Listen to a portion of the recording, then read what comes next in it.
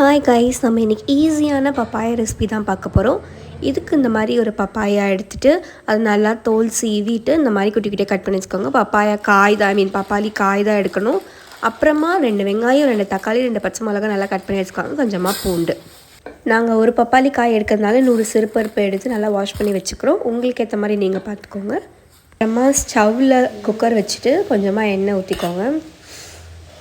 கடுகு போட்டுட்டு நல்லா பொரிஞ்ச உடனே ஆல்ரெடி அரிஞ்சு வச்சுருக்கேன் பச்சை மிளகா, பூண்டு, வெங்காயம் அதெல்லாம் போட்டு கிளறிக்கோங்க. ஒரு 2 மினிட்ஸ் பண்ணால் போதும். அதுக்கப்புறமா அரிஞ்சு வச்சுருக்க தக்காளி ஆட் பண்ணிக்கலாம். இதுவும் நல்லா ஆட் ஆனதுக்கப்புறம் கருவேப்பிலை போட்டு இன்னும் நல்லா இது பண்ணிக்கலாம். எல்லாமே 2 மினிட்ஸ் பண்ணால் போதும், ரொம்ப வேணாம்.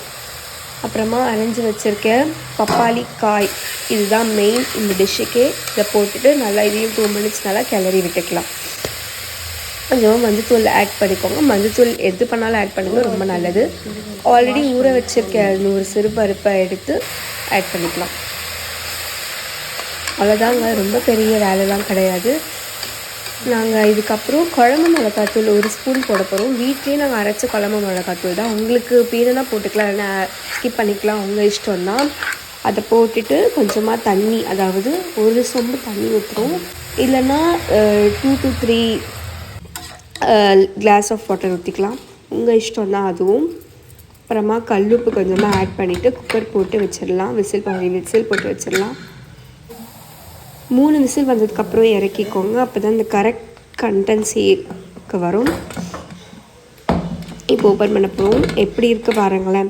இதை நாங்கள் தோசைக்கு வச்சு சாப்பிட போகிறோம். நீங்கள் எதுக்கு வச்சு சாப்பிடுவீங்க? உங்களுக்கு பிடிச்சிருக்கா? நீங்களும் செஞ்சு பார்த்துட்டு சொல்லுங்கள். பிடிச்சிருந்தா லைக் பண்ணுங்கள், சப்ஸ்கிரைப் பண்ணுங்கள், ஷேர் பண்ணுங்கள். தேங்க்யூ. அடுத்து